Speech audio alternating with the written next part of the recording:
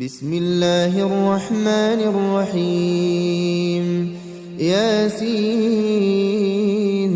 والقرآن الحكيم إنك لمن المرسلين على صراط مستقيم تنزيل العزيز الرحيم لتنذر قوما ما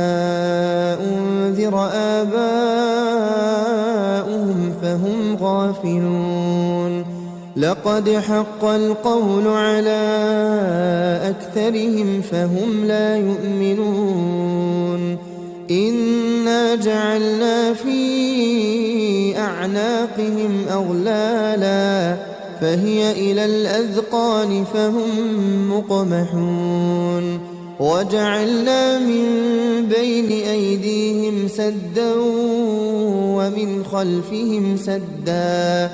فأغشيناهم فهم لا يبصرون وسواء عليهم